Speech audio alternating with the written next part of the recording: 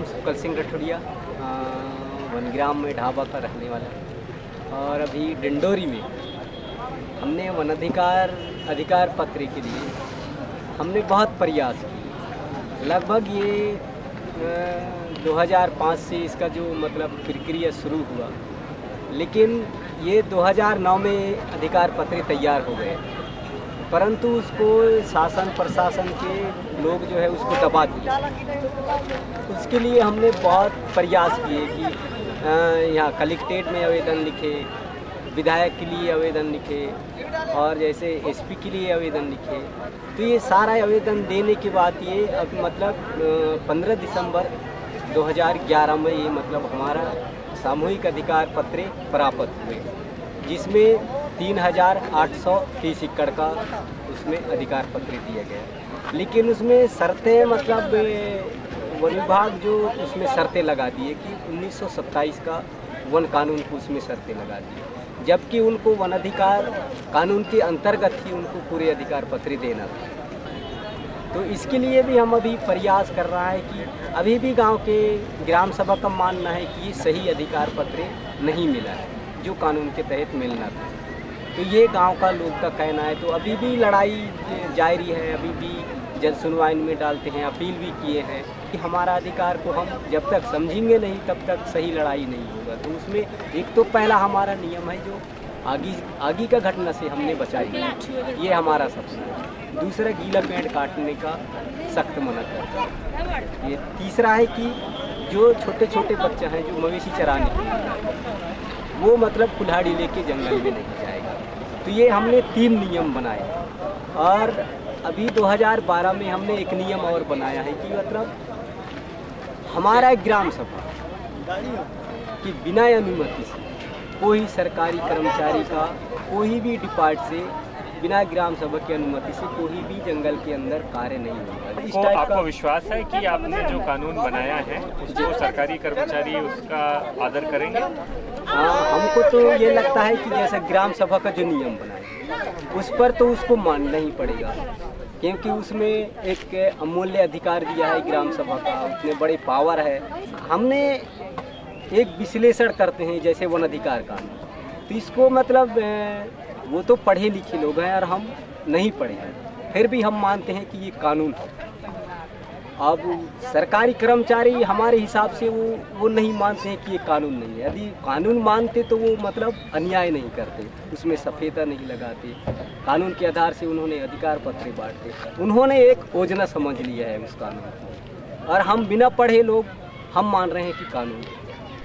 जैसे रोजगार गारंटी का एक उदाहरण लिया जाए तो उन्होंने 100 दिन का एक रोजगार उपलब्ध कराने की एक गारंटी लिया है, वो भी एक कानूनी अधिकार है। लेकिन शासन प्रशासन को देखा जाए तो उसको वो कानून नहीं माना, इसलिए उन्होंने एक उल्लंघन कर रहा है। जबकि उनको शिक्षित है, वो समझ रहे हैं, तो उनको सही मतलब प्रक्रिया से चलाना चाहिए। आदि सही प्रक्रिया से चलते तो आज गरीब लोग इतना मतलब भुखमरी नहीं होते।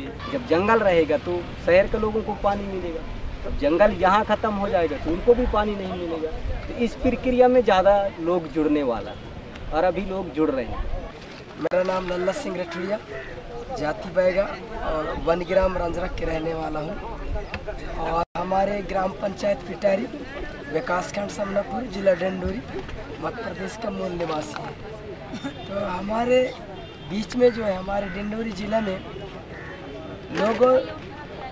लोगों के मुंह से ये सुनने मिलता है, पेपरों में पढ़ने के लिए मिला है कि मतलब 5 पंचायत मतलब विस्थापित होने वाला है, जिसमें बरगी बांध से ऊपर 36 बांध बनेंगे, जिसमें 2 गांवों का नाम दिया गया है, रंजरा और बंजरा के लोगों को विस्थापित किया जाएगा, जिसमें 5 पंचायत फंस रहे हैं।